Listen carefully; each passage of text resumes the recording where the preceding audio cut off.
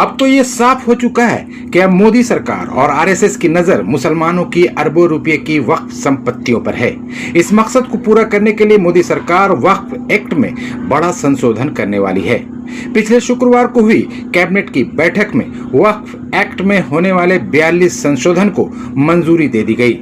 ये बदलाव पार्लियामेंट से पास होने के बाद मुसलमानों की वक्फ संपत्तियों को हथियाना मोदी सरकार और बीजेपी और आरएसएस के लिए आसान हो जाएगा। लेकिन कुछ ऐसी खबरें आ रही हैं कि वक्फ कानून के बदलाव के पीछे एक और बड़ा मकसद है, और वो मकसद है मुकेश अंबानी के महल एंटीलिया को बचाना। शायद कम लोगों को यह जानकारी होगी कि मुंबई के पैडर रोड पर बना मुकेश अंबानी का घर एंटीलिया वक्फ की जमीन पर बनाया गया है। वक्फ की जमीन को कानून की धज्जियां उड़ाकर औने पौने दाम में मुकेश अंबानी को बेची गई है, जिसके खिलाफ पिछले कई साल से बॉम्बे हाई कोर्ट में मामला चल रहा है। जानकारी के मुताबिक इस मामले में मुकेश अंबानी का पक्ष बेहद कमजोर है। ऐसे में फैसला उनके खिलाफ जा सकता है और उनके अरबों रुपए के महल पर बुलडोजर भी चल सकता है। अगर ऐसा होता है तो इससे मुकेश अंबानी की काफी जग हंसाई होगी, जिसका असर उनके कारोबार पर भी पड़ सकता है। सूत्रों के मुताबिक अपने अन्नदाता मुकेश अंबानी को इस स्थिति से बचाने के लिए सरकार वक्फ कानून को ही बदलने जा रही है, ताकि मुकेश अंबानी का एंटीलिया और उनकी शान शौकत पर कोई आंच ना आए। मुकेश अंबानी का एंटीलिया देश नहीं दुनिया भर में मशहूर है। 2014 से ये दुनिया का सबसे महंगा प्राइवेट रेजिडेंट बना हुआ है और इसकी कीमत अब लगभग 15,000 करोड़ रुपए तक पहुंच गई है। लेकिन दुनिया के सबसे बड़े अमीरों में शामिल मुकेश अंबानी के महलनुमा घर एंटीलिया का भविष्य सवालों के घेरे में है।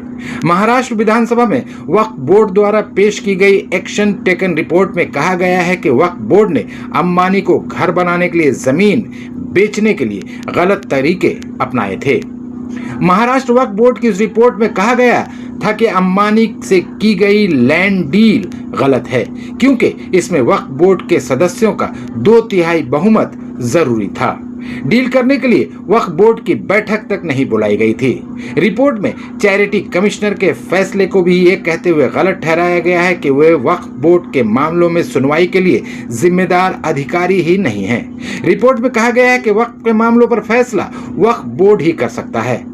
रिपोर्ट के अनुसार डील का कोई महत्व नहीं है। वक्फ बोर्ड के एक्शन टेकन रिपोर्ट के मुताबिक वक्फ बोर्ड की प्रॉपर्टी को निजी इस्तेमाल के लिए बेचा नहीं जा सकता है, क्योंकि ये ट्रस्ट की संपत्ति होती है। रिपोर्ट में कहा गया है कि ये मामला लंबे वक्त से कोर्ट में चल रहा है। अब मामले से जुड़े करीम भाई ट्रस्ट और वक्फ बोर्ड को साथ आकर मामला सुलझाना चाहिए।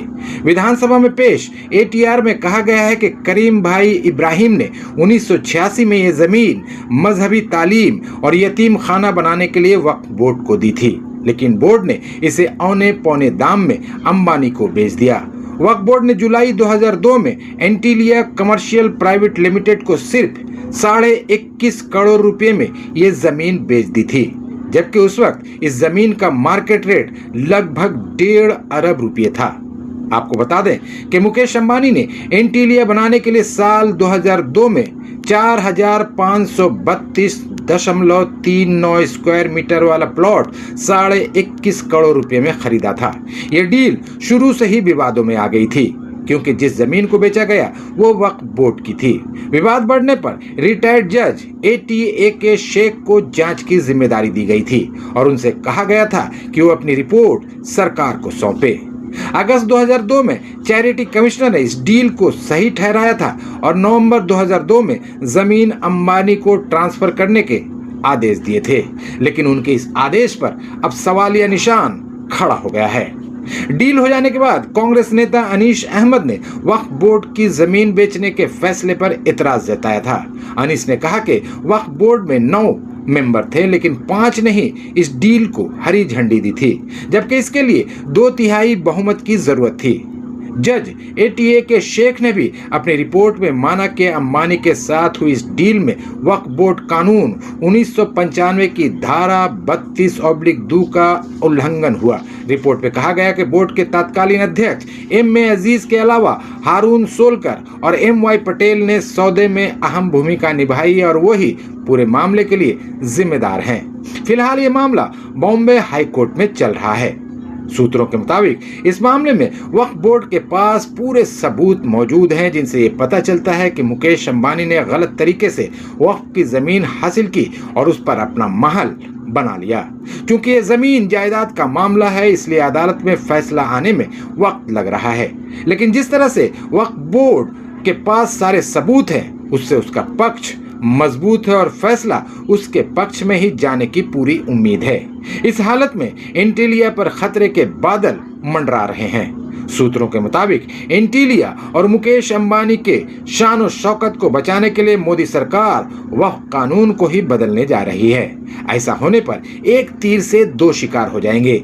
एक तो बीजेपी के करीबी अंबानी का महल बच जाएगा, दूसरे आरएसएस और बीजेपी को मुसलमानों की अरबों रुपये की वक्फ संपत्तियों को हथियाने का मौका मिल जाएगा, जो उनका हमेशा से सपना रहा है।